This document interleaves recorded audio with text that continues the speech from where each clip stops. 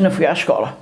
Aquela rapariga, quando passou, vai bater-me à porta para me dizer nada à escola. E eu tenho a rapariga gravada na minha cabeça.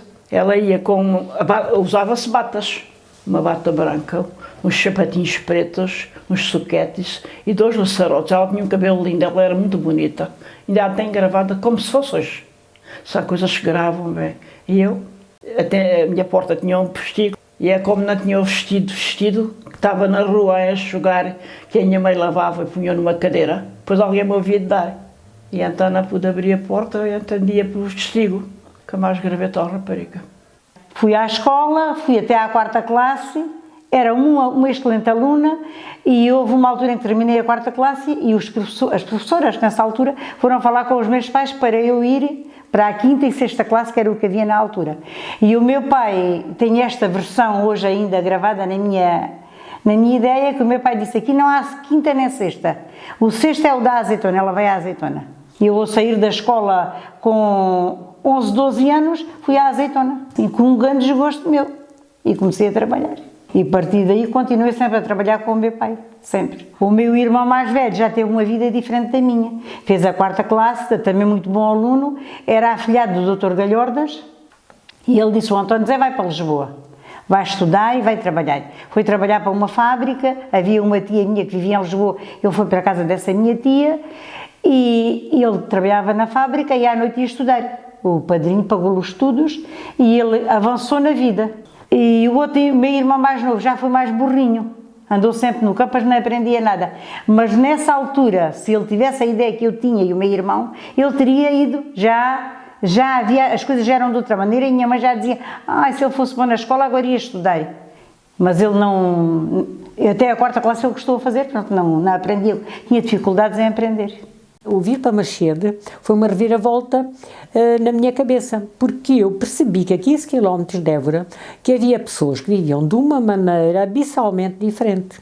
E aquilo que a gente achava que todas as pessoas teriam os mesmos direitos ou que nasceram da mesma maneira e que no fundo eram seres vivos como outros quaisquer, se eu tinha pena ou se gostava e não era capaz de castigar um animal ou não sei o quê, e também não devia, e isso abriu-me os olhos de uma maneira, e quando elas me começaram, principalmente elas, porque a gente ainda falava mais, as mulheres ainda se abriam mais facilmente com outra mulher, e eu não tinha esse feedback dos homens, e provavelmente a maneira de pensar deles também não era igual aos delas, porque eles se calhar não viam os problemas das mulheres como elas os viveram.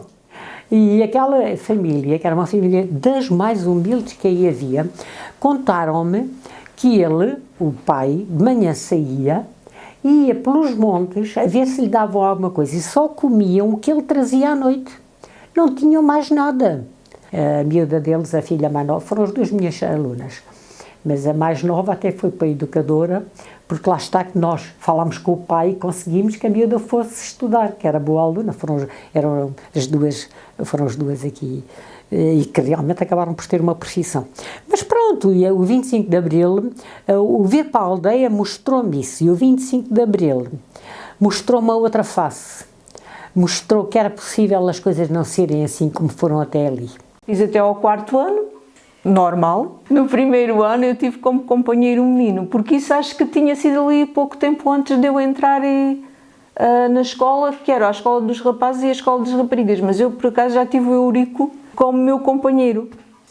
E sempre foi essa dinâmica, embora no meu tempo funcionasse as 2 escolas, e que acho que era mais depois no 4º ano ou assim, só com rapazes, mas quando eu entrei as turmas já eram mistas assim.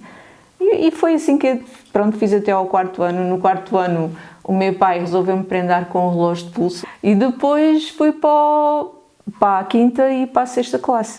Foi com a saudosa a professora Dona Lina, teve ali aquele impacto todo. Até depois, quando eu terminei a 6ª classe, até veio falar com a minha mãe: veja lá, oi, que a Alice até tem umas certas capacidades, se calhar. Não pode ser. E o meu pai teve aquela frase típica dos homens do Alentejo: se ela fosse rapaz, tinha a tropa, ainda podia ser assim como é rapariga. E eu fiquei tão triste, mas tão triste. E foi qualquer coisa que eu guardei ao longo da minha vida.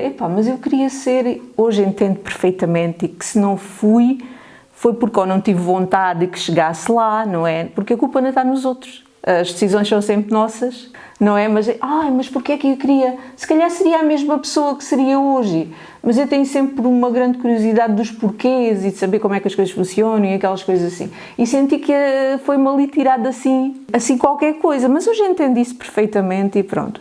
E foi depois aí que eu cresci e que, em termos de ser mãe, acho que passei um bocadinho isso às minhas filhas, o da educação ser aquilo que nos está ao nosso alcance e que nós podemos sempre fazer com que as coisas aconteçam.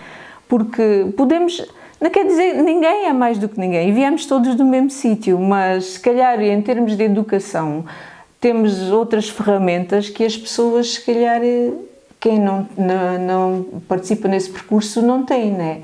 Então sempre estive assim a motivá-las e para que as coisas acontecessem, pronto, e as escolhas hoje em dia são delas e eu já acho que já cumpri a minha missão nesse aspecto, né?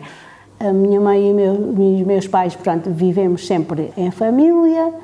Aos 7 anos que fui para a escola, porque aos 6 ainda não podia ir, com muita mágoa. Chorei muito no dia que não pude ir para a escola, mas lá fiquei com a malinha e todos os dias brincava com aquelas coisas. Só no ano seguinte, por causa da idade, é que fui para a escola. O percurso da escola foi interessante, numa turma feminina, era a escola masculina e a feminina. Eu andava na feminina, com 2 salas, pronto, mas depois o percurso na escola primária foi indo, lá depois fiz o ciclo preparatório, na altura era o 1º e o 2º ano de ciclo, depois comecei a trabalhar logo muito cedo, aos 14 anos fui para a Cooperativa Hortícola de Divor, estive lá até aos 32 e aí continuei sempre a estudar, e depois aos 32 anos, com toda esta transformação da comunidade europeia, uma série de empresas encerraram e a minha empresa, que estava lá desde os 14 anos, encerrou também e eu tinha o percurso dentro da empresa seguido mais depois para a área de ciências, no laboratório e aquilo tudo, estava para seguir ciências. 2 turmas, deu-se aquela reviravolta, a empresa fechou, tive que seguir outro rumo. Depois surgiu a possibilidade de uma candidatura para técnicos de arqueologia. Depois de uma seleção, entrei, éramos 5, por acaso 5 raparigas, e lá fiz a formação e pronto, continuei, entretanto, a trabalhar na arqueologia. Se eu tivesse oportunidade de ter estudado, o meu sonho era ser ou astrónoma ou arqueóloga. Eu levo o será aí, às vezes no verão, adoro ver as estrelas, eu até vi aquela carreira de estrelas que vê aí, parecia... E umas 50 estrelas a andar. Eu adoro tudo o que é dos astros, quartos da lua. Adoro. Até nem me importava de ir à lua. Gostava até muito de ir à lua também.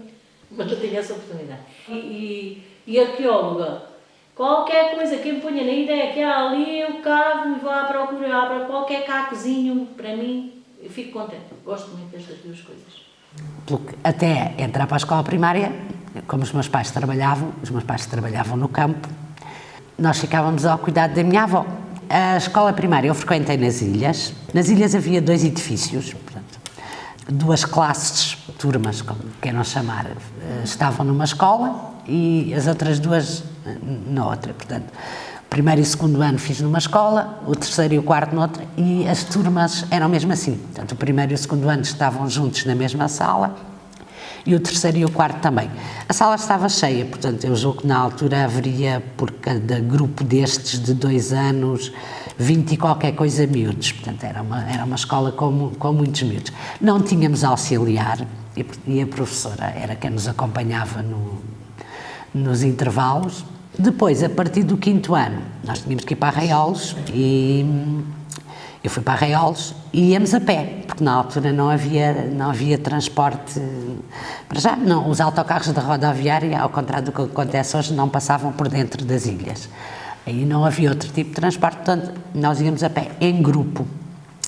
Apanhávamos algumas boleias, mas como na altura também ainda não havia muita gente com carro, apanhávamos boleias engraçadas frequentemente, não à subida, mas depois quando regressávamos a casa no final do dia. Era nos tratores e nos reboques que traziam o pessoal que trabalhavam no campo, porque na altura trabalhava imensa gente no campo. Estou a falar do tempo da reforma agrária e das cooperativas. Depois vim estudar para Évora, porque em Arraiolos só havia a escola até ao 9º ano. Vim estudar para Évora para o 10º ano e fui estudar para André de Gouveia. E gostei imenso. Gostei imenso da escola, gostei imenso dos professores. Depois, eu queria continuar a estudar e a questão era só dar-se se ficares em Évora, não é? Pronto. Tive muitas dúvidas em relação ao que é que escolhia e então acabei por escolher lá no sítio e na hora, porque eu estava indecisa entre História e Sociologia, não é? Também a Universidade de Évora na altura não tinha o leque de cursos que tem atualmente. E o que é que eu escolhi? Sociologia, porque História era ensino e eu quando tinha 18 anos era bichinho de conta e achava que esta história de dar aulas não era para mim. E então acabei por escolher Sociologia.